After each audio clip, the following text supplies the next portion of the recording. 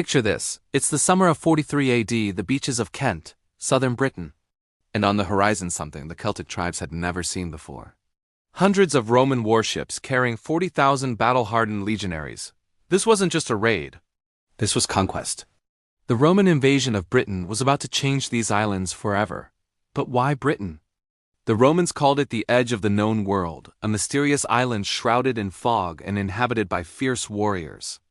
So why did Emperor Claudius risk everything to invade? Emperor Claudius had a problem. He'd become emperor through a palace coup after his nephew Caligula's assassination.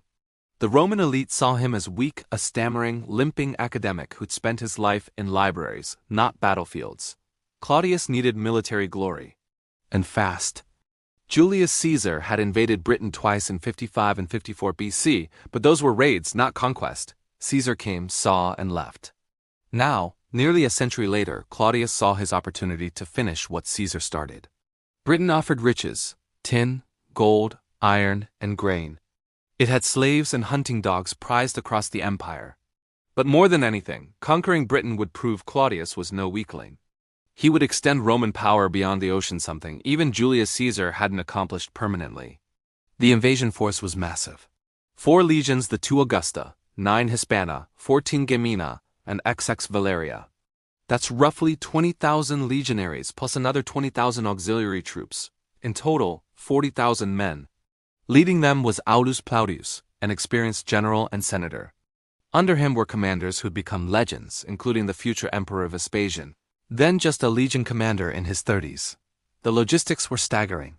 Hundreds of ships had to carry not just soldiers, but horses, artillery, supplies, and siege equipment across one of the world's most dangerous stretches of water. The English Channel was the Roman Empire's final frontier, but there was a problem. The soldiers were terrified. Roman legionaries believed ocean was the edge of the world. Beyond it lay the realm of the dead. Many refused to board the ships. According to ancient historian Cassius Dio, Claudius sent his freed slave Narcissus to address the troops.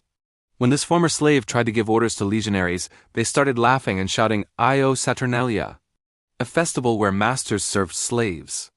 Embarrassed into action, the soldiers finally boarded the ships.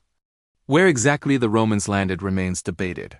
Most historians believe it was Richborough in Kent, though Chichester Harbor and Dover are possibilities. What we know is they landed unopposed. The Britons, led by Caratacus and Togodumnus brothers and sons of the late King Cunobeline, had expected the Romans to turn back. When they didn't, the British forces were scattered across the southeast, unprepared for coordinated defense. The decisive battle came at the River Medway, likely in modern-day Kent. For 2 days, Romans and Britons clashed in brutal fighting. The Roman historian Cassius Dio tells us that auxiliary Batavian troops, expert swimmers from the Netherlands, swam the river in full armor and attacked the British chariot horses, causing chaos. Roman discipline prevailed. The professional legionaries with their gladius swords, heavy javelins, and shield formations were simply more organized than the brave but less coordinated British warriors. Togodumnus was killed. Caratacus fled westward, where he'd continue resisting for years. With southeastern Britain secured, Aulus Plautius sent word to Rome.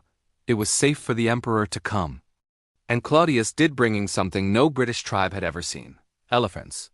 The emperor arrived with war elephants, not for battle, but for spectacle.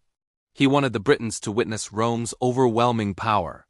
Claudius spent just 16 days in Britain, but those days were choreographed for maximum propaganda. He received the surrender of 11 British kings at Camulodunum, modern Colchester, which became the first Roman capital of Britain. Returning to Rome, Claudius celebrated a magnificent triumph. He'd done it. The stammering emperor had conquered lands beyond ocean. He built a triumphal arch, took the title Britannicus for his son, and secured his political position. But the invasion of 43 AD was just the beginning. Over the next 40 years, Rome would fight campaign after campaign to subdue Britain. Vespasian, the future emperor, led brutal campaigns in the southwest, capturing over 20 hillforts, including Maiden Castle in Dorset. The defenses were impressive, but Roman siege warfare was simply more advanced. In 60 AD, Queen Boudica of the Iceni led a massive rebellion that nearly drove Rome from Britain. Her forces destroyed Colchester, London, and St. Albans, killing perhaps 70,000 Romans and Romano-British. By 84 AD, under Governor Agricola, Rome had pushed into Scotland, winning the Battle of Mons Graupius. But Rome would never fully conquer Scotland. Eventually, Hadrian's Wall would mark Rome's permanent northern frontier. The Roman invasion transformed Britain completely.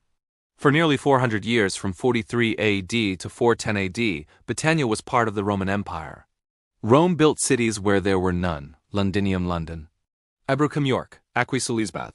They constructed 9,000 miles of roads, many still followed by modern highways. They introduced writing, Christianity, stone architecture, and urban civilization. Walk through any British museum today, and you'll see their legacy. Intricate mosaics, sophisticated pottery, Latin inscriptions. The Romans brought law, government administration, and long-distance trade networks. Even the English language carries Roman DNA. Words like street come from Roman strata, wall from vallum, camp from castrum.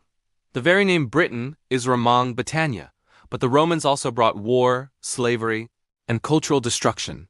Celtic religions were suppressed. Tribal ways of life were ended. Resistance leaders like Caratacus and Boudica became symbols of defiance against imperial occupation. That summer day in 43 AD, when Roman warships landed on Kent's shores, marked a turning point in British history. These islands would never be the same. Tribal Britain became Romano-Britain, a province of the greatest empire the ancient world had ever seen. The invasion of Britain wasn't just a military campaign.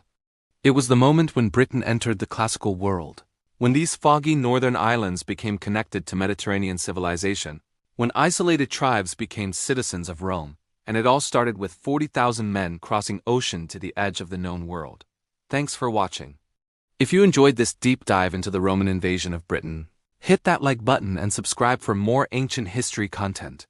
What aspect of Roman Britain would you like us to cover next? The Boudican Revolt? Hadrian's Wall? Roman London? Let me know in the comments below.